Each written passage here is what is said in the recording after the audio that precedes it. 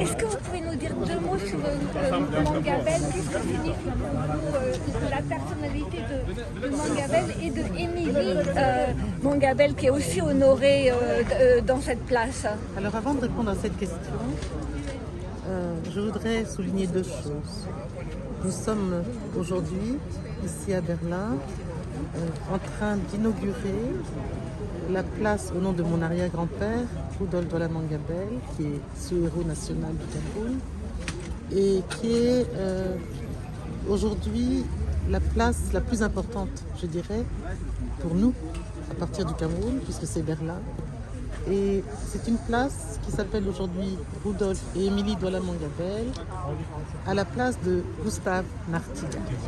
Nachtigal a été la personne qui a hissé le drapeau allemand sur le territoire camerounais, et que le temps passant, le devoir de mémoire est reconnu aujourd'hui en Allemagne, et je pense qu'il va participer à sensibiliser la population allemande, la jeunesse allemande, de ce qui s'est passé à un moment où évidemment ces jeunes n'étaient pas nés.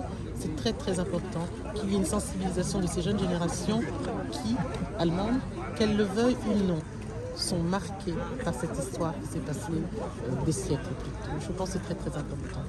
Rudolf Douala Mangabell était un germanophone, un germanophile. Je pense qu'il a découvert ici en Allemagne une culture qu'il a aimée. Et Émilie Ngomé Dayas, Émilie, que nous appelons Emma au Cameroun, Emma Ngomé Dayas était sans aucun doute la femme l'épouse qu'il lui fallait pour deux raisons. D'abord parce que c'est l'une des premières femmes à avoir été scolarisée au Cameroun. Ensuite, elle était métisse, dans la mesure où son père était capitaine au long cours britannique. Et le mélange de ces cultures ont permis à Rudolf d'être un très grand roi, et à Émilie, qui est restée avec les 5 enfants, veuve, a réussi à les mener très très loin jusqu'au moment où ils ont pu l'un devenir médecin, l'autre devenir... il était médecin et puis fonctionnaire, et les filles ont été scolarisées. Elle n'a pas baissé les bras, et c'est une femme très très forte. C'est elle qui m'a permis d'exister, puisque c'est elle qui a permis à mon grand-père d'exister, etc.